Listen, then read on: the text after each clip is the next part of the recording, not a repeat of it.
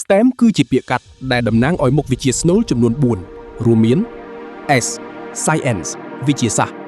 ការស្វែងយល់ពីធម្មជាតិជីវវិទ្យាគីមីវិទ្យានិងរូបវិទ្យា T Technology បច្ចេកវិទ្យាការប្រើប្រាស់ឧបករណ៍ម៉ាស៊ីន កុំព្យូទ័រការសរសេរកូដ Coding និងប្រព័ន្ធ Digital E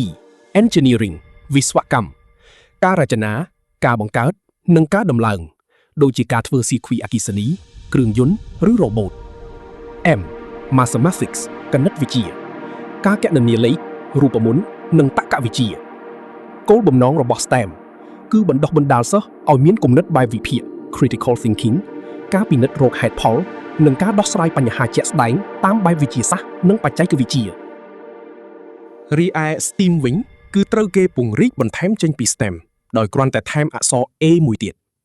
A Arts សិល្បៈរាប់បញ្ចូលទាំងសិល្បៈទស្សនីយភាព Visual Arts ការរចនាម៉ូដ Design ការគូរគំនូរតន្ត្រីរហូតដល់ភាសានិងសិល្បៈនៃការគិតច្នៃប្រឌិតគោលបំណងរបស់ STEAM គឺមិនត្រឹមតែឲ្យសិស្សពូកែខាងបច្ចេកទេសឬលេខនោះទេប៉ុន្តែថែមទាំងជួយឲ្យពួកគេមានការច្នៃប្រឌិត Creativity និងចេះរចនាផលិតផលឲ្យមានភាពទាក់ទាញស្រស់ស្អាតនិងចំគោលដៅអ្នកប្រើប្រាស់រាល់ការបំផុសគំនិតនៃគម្រោង STEM និង STEAM